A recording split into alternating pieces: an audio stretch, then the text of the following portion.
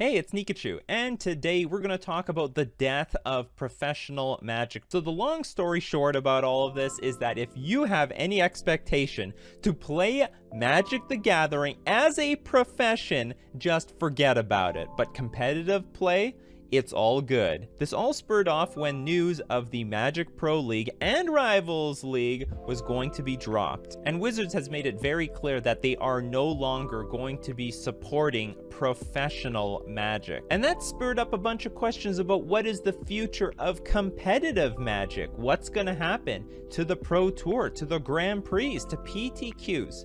Are they just going to be dropping this altogether? Here's William Jensen. After years of bad decisions, lack of coherent vision and leadership, and inability or unwillingness to improve on failing systems and projects, Pro Magic is coming to an end, thanks to all who supported us over the years. Too long didn't read. Professional Magic is dead. There isn't going to be a train anymore. You'll be playing PTQs, GPs, Pro Tours, the end. Now, it's very important to note is that playing this game as a profession is what's getting killed. Competitive Magic is going to be totally fine, as has been reiterated by the Magic Esports Twitter handle. Competitive Magic is not going away. There will still be Grand Prix like events. Guaranteed salaries and appearance fees won't be part of the equation. We want to focus on bottom-up growth from the local game store level versus a top-down approach, which was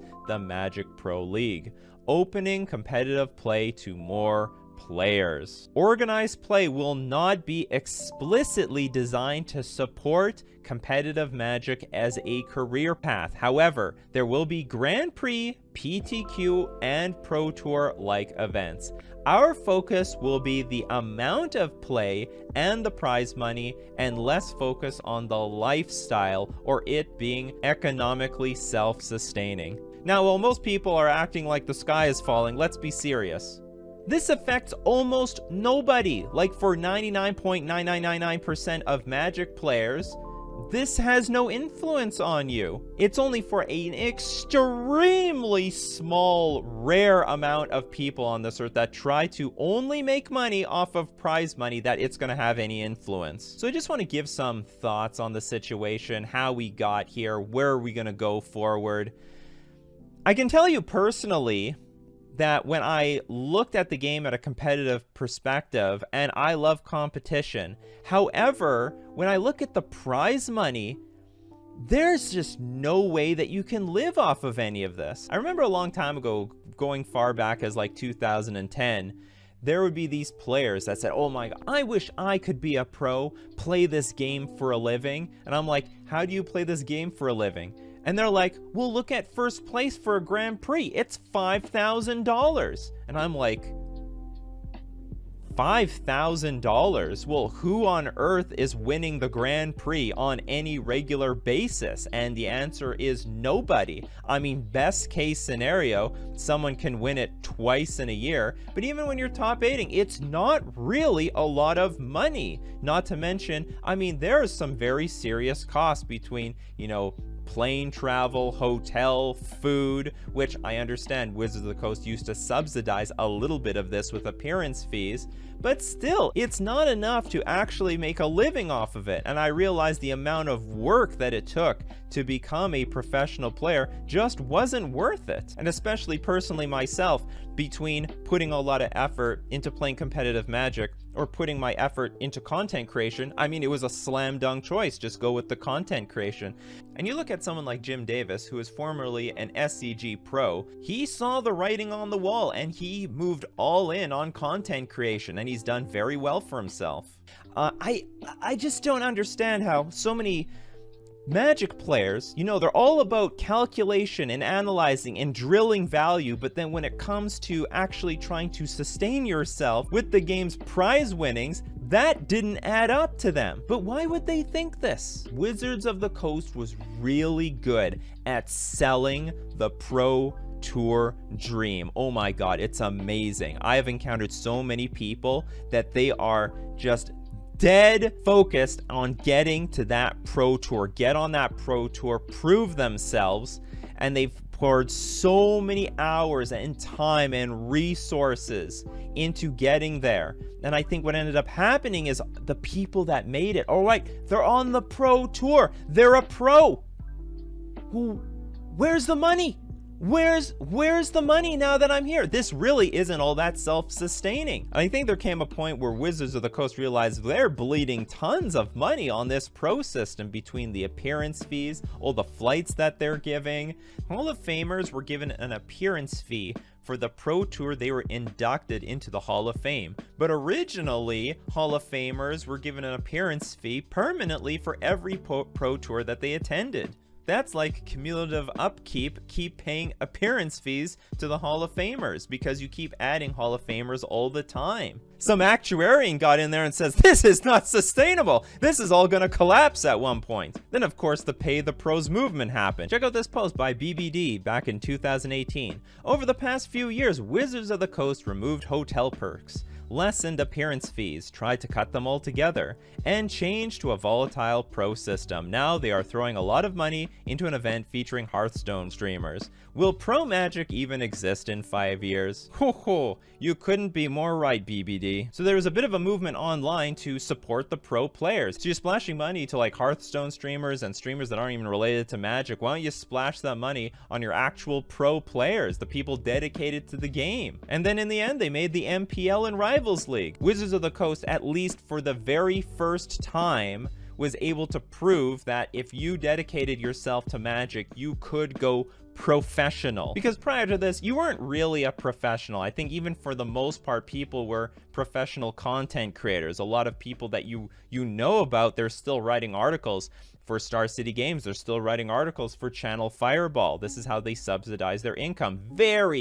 Probably some minute number of people could entirely live off of prize winnings. It's not even clear that prize winnings is even enough. You look at someone like John Finkel, who played over 20 years, only made $431,000 in prize winnings. And on top of that, it's pre-tax dollars. Post-tax, it's a lot less. So if you take his prize winnings, divide it by the 19 years that he played, and then divide it by the 12 months in a year, he was only making $1,894 pre-tax a month. Now I understand he made the bulk of that money on the earlier years, not the later years, but at the same time, it was way less competitive back then. The GPs were tinier, the pro tours were smaller. These days, like a GP is between like 1,500 to 2,000 people. It's an absolute crapshoot whether you make that top 8 or not. And I don't know if it was a combination of making the Grand Prix more appealing or make it more worth it for when the pros make the top 8, but basically they doubled the prizes in those top 8s, but there is just too much variance in this game to reliably make any of that income. Not to mention,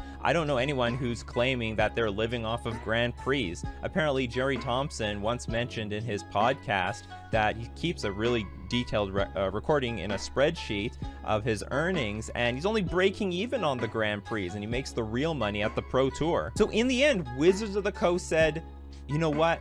This isn't working out. We are not getting a return on our investment sponsoring our pros. We gotta stop this. Now, I can't find any proof on this, but I believe that the Pro Tour was originally, if you ask a lot of the old-time players, originally meant promotional tour. And at some point, Wizards might have scrapped or scrubbed any mention of any of that away to give people the illusion that pro really meant professional. But I think now today what they're going to do is they're just being upfront and saying, you are not professional players. Do not have any expectation of making a living playing competitively. And now a lot of people are really concerned, well, if they're going to be scrapping the pro system, well, what's going to happen to competitive Magic? And in the end, I think great things are going to happen for competitive Magic. It might be better than it ever was. They're not going to invest their money top heavy. They're going to spread it out. Like I said, they restructured their Grand Prix prizes so that they were so top heavy, and they're now going to probably restructure it so it flows so much further to the bottom. You remember the good old days of GPs? You would buy into the GP, and included with the entry fee, you'd get a playmat. You'd get a little something for coming out to that Grand Prix. Not only that, if you made day 2, you actually had a chance of cashing, which was awesome. You could tell your friends, oh yeah, I went to that Grand Prix, I cashed, collected myself like $100 or something. And you know, it's a little something. It's not a lot of something, but it's a little something.